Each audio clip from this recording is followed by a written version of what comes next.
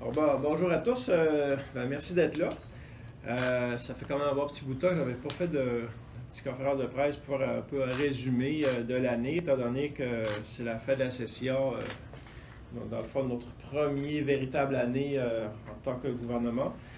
On a fait beaucoup de choses, c'est sûr que ça va vite. On a quand même déposé beaucoup de projets de loi aussi, et puis on avait beaucoup de promesses, beaucoup d'attentes.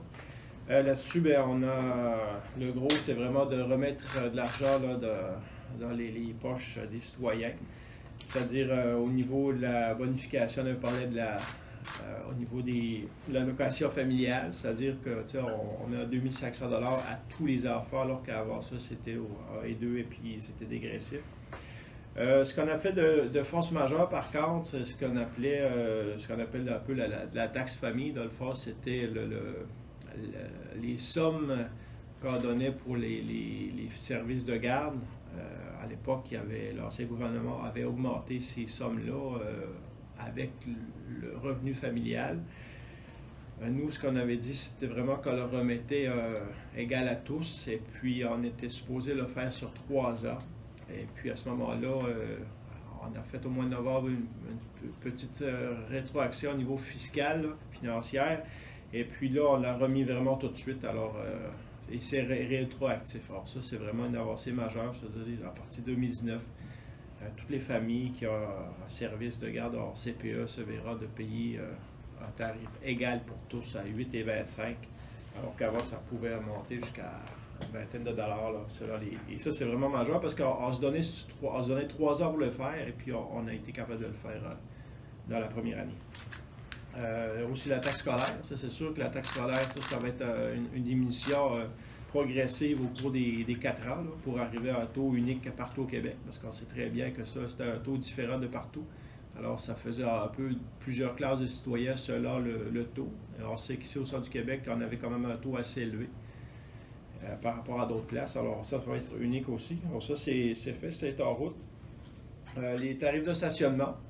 À des places, il y avait des exceptions un peu élevées. Alors, c'est sûr que la plupart du temps, ce qui cause problème, c'est qu'on en tombe malade, mais c'est qu'on a souvent un peu moins d'argent. Puis, si tu vas une fois à l'hôpital, ça va, mais quand tu dois y aller 3-4 fois par semaine, mais à chaque fois, tu payes 15-20 $, dépendamment des places, ça commence à coûter cher. Alors là, on a diminué ces tarifs-là. Et puis aussi le montant au niveau des personnes aînées, puis le maintien au niveau des CHSLD, tout ça, là, les investissements massifs. Au niveau plus régional, je dirais, ce qui est important de savoir, ça c'était mon cheval de bataille là, au niveau du CIUS. Moi à l'époque, je militais vraiment pour 6, et finalement, avec tous les... Tu sais, quand on s'est penché sur la table avec tous les différents intervenants, regarder le dossier de près, on a conclu que CIUS, mais avec deux directions régionales, avec 2 directeurs adjoints, ça faisait en sorte qu'on avait une souplesse, on avait quand même une autonomie réglée aussi au niveau du PSOC. Ça, c'était très important, là, au niveau du financement des programmes communautaires. Il y avait toujours une inégalité là-dessus avec la Mauricie. Alors, on a travaillé que pour que les 2 régions restent gagnantes, les 2, puis que ça soit égal. Alors ça, c'est une avancée majeure, parce que pour les services communautaires ici, c'est quand même plusieurs milliards de dollars de plus à ce niveau-là. Et puis, je dirais vraiment, un coup de cœur, moi je dirais ça vraiment, vous savez, des fois en politique, là, on a des fois l'impression de travailler fort pour faire avancer, puis des fois ça arrive, là, puis on se dit, coudonc, on va-tu y arriver? Mais de quoi qui me tient vraiment à cœur et que je suis très fier de dire, c'est la bataille avec la municipalité qu'on a menée à Saint-Lucien pour l'école des Deux-Rives. On sait très bien que cette école-là appartenait à la municipalité. Alors, elle en avait la pleine charge. C'est sûr que la commission scolaire, il donnait des services là, au niveau des professeurs et de la pédagogie. Mais on s'est engagé à le faire, et puis ça n'a pas été évident au début. La commission scolaire, au début, était un peu restante. Je le comprends, c'est normal, il n'y avait pas payé l'école, mais je suis par principe d'égalité. Alors, finalement, avec M. Hull, il y a eu une très bonne entente. Je lui en félicite d'ailleurs. Et puis, je profiterai aussi pour lui souhaiter un bon rétablissement, parce qu'on sait très bien qu'on a vu ça dans les médias, M. Hull, maladie. Alors, M. Hull, je vous souhaite vraiment un bon rétablissement. On veut vous garder avec nous, pardon. C'est important. Alors, on met tous les chars de ce côté pour qu'ils sortent. C'est vraiment ce plan-là, cette école-là, vraiment va redynamiser la municipalité de Saint-Lucien, parce qu'on sait Saint-Lucien en a beaucoup besoin. L'école était devenue très petite pour les besoins. Alors ça, c'est vraiment plaisant. C'est nos jeunes, c'est nos petits mousses, comme je le dis souvent.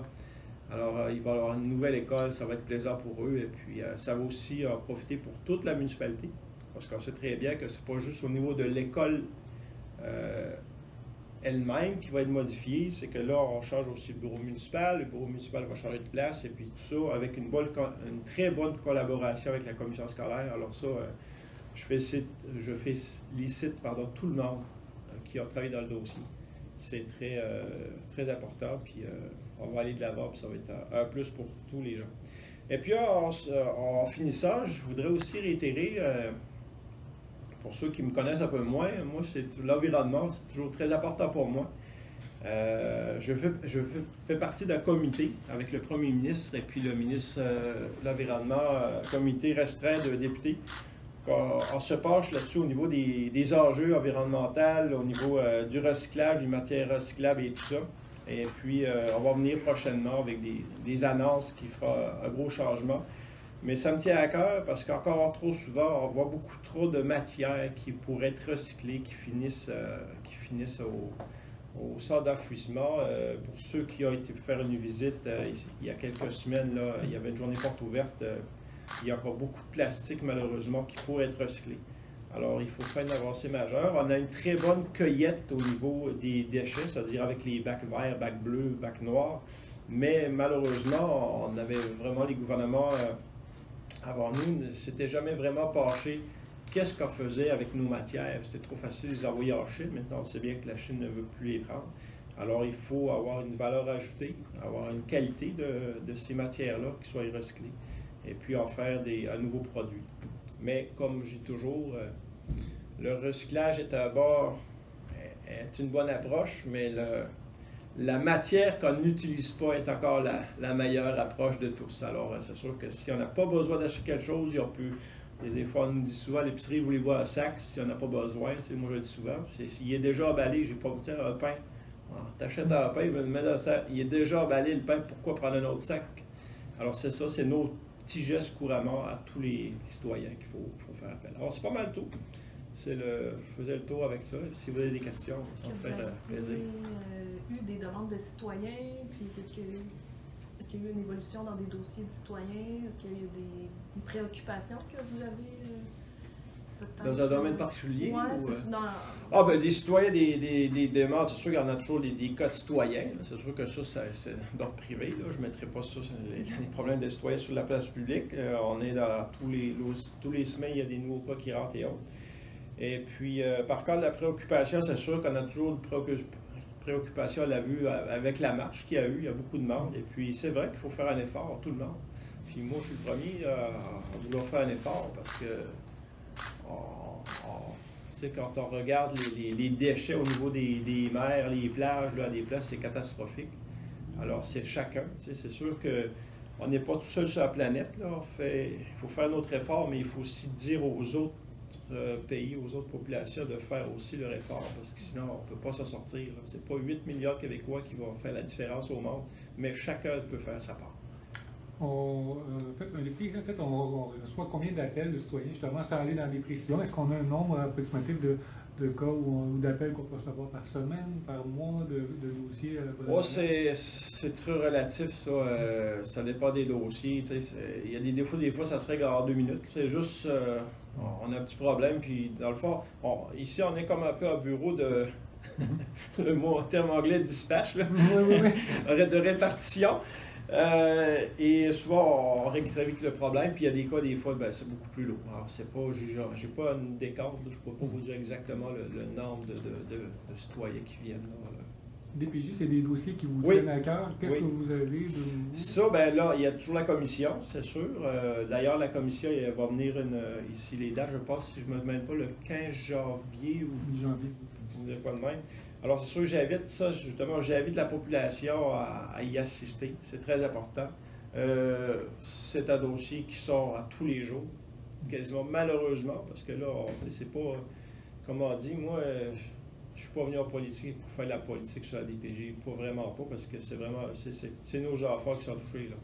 Alors, il faut vraiment avoir le cœur à la bonne place, puis essayer d'éliminer ces problématiques-là, parce que, tu sais, des fois, il y a des chicanes de famille. Souvent, je dis ça, je vois des chicanes de couple, puis finalement, c'est les enfants qui en récoltent, malheureusement, ces contre-coups-là. Puis ils n'ont pas à faire, c'est pas eux les juges de la situation. Tu sais, il faut les sécuriser. Puis malheureusement, c'est souvent la DPJ a aussi à faire face à ça, où même, on a vu des fois jusqu'à des faux témoignages pour arriver à nos fins, mais c'est des enfants qui malheureusement ramassent les coups, là. Fait que ça, il faut vraiment, c'est épouvantable de faire ça. Est-ce qu'il y a des actions que concrètement vous comptez mettre de l'avant au cours de la prochaine année, peut-être? Bien là, c'est sûr que, étant donné qu'on a une commission, on va toujours bien attendre la fin de la commission pour mettre des actions, mais il y a déjà des actions qui sont prises. On l'a vu au niveau de l'augmentation du personnel, parce qu'il y a un manque criant, mais comme dans tous les domaines de la santé. Alors, il y a beaucoup de postes qui sont ouverts. Alors, c'est sûr que si je peux faire un appel à la population. S'il y a des jeunes qui veulent s'aller là-dedans, ben, je vous dis, gardez le chapeau, là.